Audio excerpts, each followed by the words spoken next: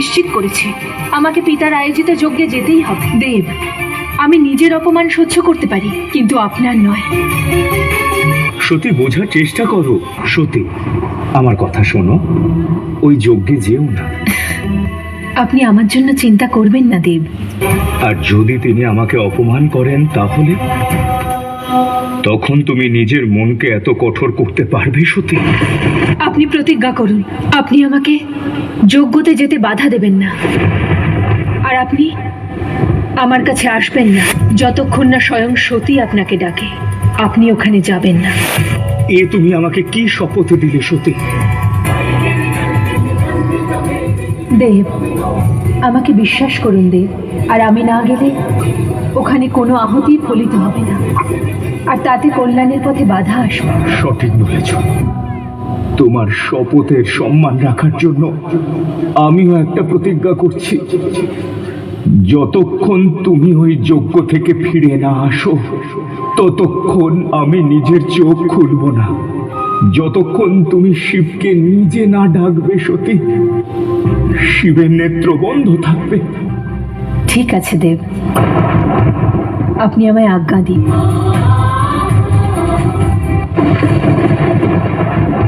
যজ্ঞের যজমান নারায়ণ, আমার পিতা ব্রহ্মদেব, আর এখানে উপস্থিত সমস্ত দেবতাকে সাক্ষী মেনে আমি প্রজাপতি দক্ষ এই মহাযজ্ঞতে প্রথম আহুতি দিচ্ছি।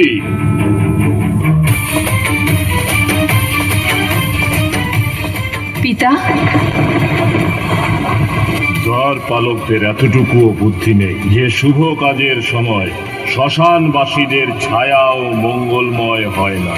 এই যজ্ঞতে কেবল আহুতি দেওয়ার অধিকার চাইছি পিতা। যার নামে তর্পণ করা হয়ে যায় সে প্রেত হয়ে যায়, আর তাদের শুভ কাজে কোনো স্থান হয় না। যে ওই দিন আমি মহাকালের কাছে তোমাকে দান করেছি, আর সেই মহাকালী আমায় গ্রহণ করেছিলেন পিতা। এখন বুঝতে পেরেছি বিনা নিমন্ত্রণে তুমি কেন এখানে এসেছো।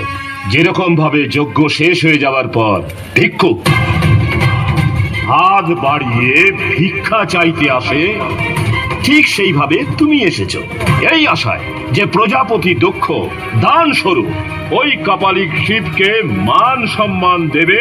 না, ওই কাপালিক শিবের জন্য আমার বাড়ি থেকে ভিক্ষা পর্যন্ত যাবে না। আমাকে বোঝাতে এসেছো প্রজাপতি দক্ষকে? যদি বোঝাতেই হয় তাহলে ওই কাপালিক শিবকে গিয়ে বোঝাও যে ওর বেশভূষা, ওর আচরণ এই সভ্য সমাজে থাকার উপযুক্ত নয়, আর নিজের জন্য মান সম্মান চাইতে যাওয়া ভিখারিও। বেশ, বেশ, বেশ।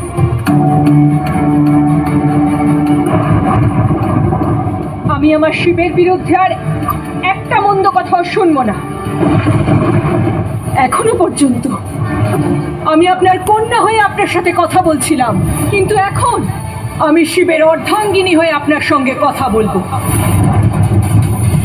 প্রজাপতি দক্ষ, আমি অনেক প্রয়াস করেছি যাতে আপনি সত্যটা বুঝতে পারেন, কিন্তু আপনি তো সমস্ত মর্যাদা নষ্ট করে দিয়েছেন। এবার এখানে যজ্ঞ নয়, ধ্বংস শুরু হবে। আমি দক্ষপুত্রী শিবের অর্ধাঙ্গিনী সতী সমস্ত দিক এবং দেবতাদের সাক্ষী রেখে এই যজ্ঞের অগ্নিতে নিজের প্রাণ আহুতি দিয়ে দেব।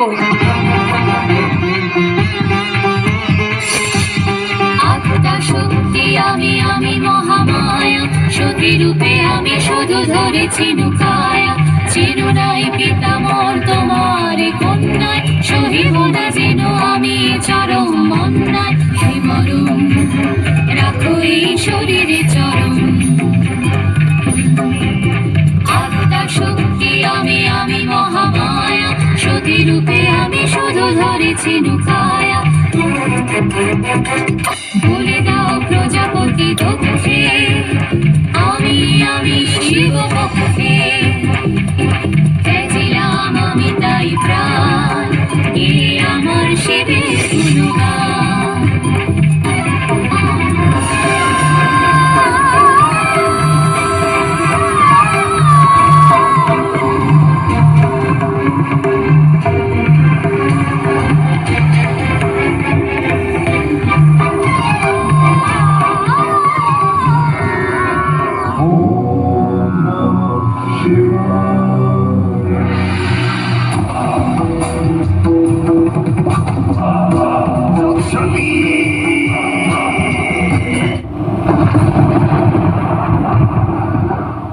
আমার এই জটা থেকে আমি আমার এক নতুন অংশের জন্ম দেব, যে দক্ষকে তার পাপের সঠিক দণ্ড দেবে।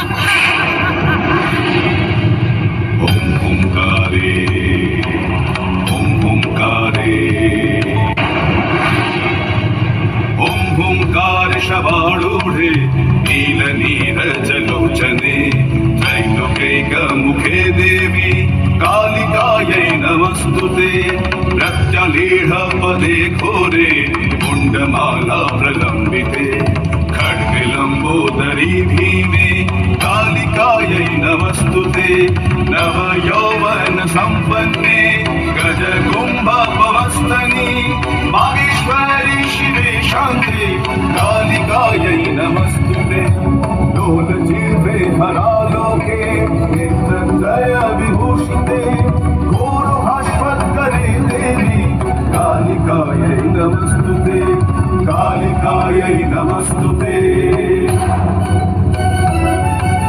कालिकायै नमस्तुते कालिकायै नमस्तुते। তৈরি হয়ে যা দক্ষ, এবার এই ভদ্রকালী তোর কালকে মুক্ত করবে।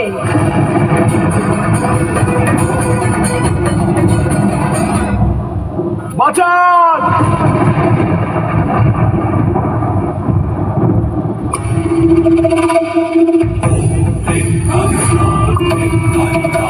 দেবী, দেবী আমাকে ক্ষমা করে দিন। সেই সময় এসে গেছে দক্ষ, এবার তোমার বিনাশ অনিবার্য। ভদ্রকালীর এই খাঁড়া তোমার অভদ্রতাকে বিনাশ করবে। যেই উদ্দেশ্যে মহাদেব তোমায় সৃষ্টি করেছিল তাকে পূর্ণ করো বীরভদ্র। এই খাঁড়াকে ধারণ করো আর এই পাপী দক্ষের বিনাশ করো।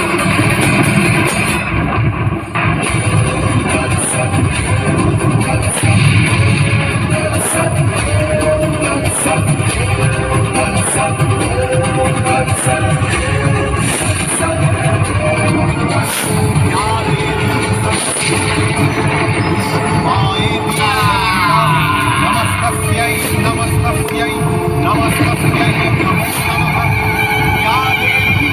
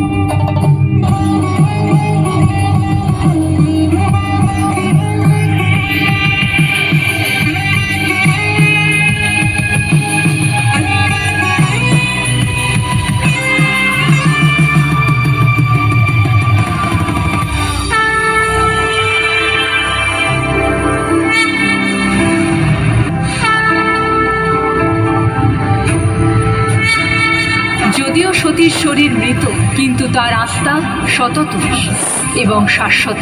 আর কোনো অস্ত্রই তার আত্মাকে খণ্ডিত করতে পারবে না। না আগুন তাকে পোড়াতে পারে, আর না জল তাকে দ্রবীভূত করতে পারে, না বায়ু তাকে শুষ্ক করতে পারে। শরীর নশ্বর হতে পারে, কিন্তু আত্মা অবিনশ্বর। আর মহাদেব এই সত্য জানেন, কিন্তু নারায়ণ আপনাকে পুনরায় মহাদেবকে এই সত্যের উপলব্ধি করাতে হবে। আর যখন মহাদেব সতীর কায়ার মোহ থেকে মুক্ত হয়ে যাবেন, তখন শুধু ওনার জন্যই নয়, বরং সমগ্র সৃষ্টির জন্য এটাই শিক্ষা হবে যে আমাদের সেই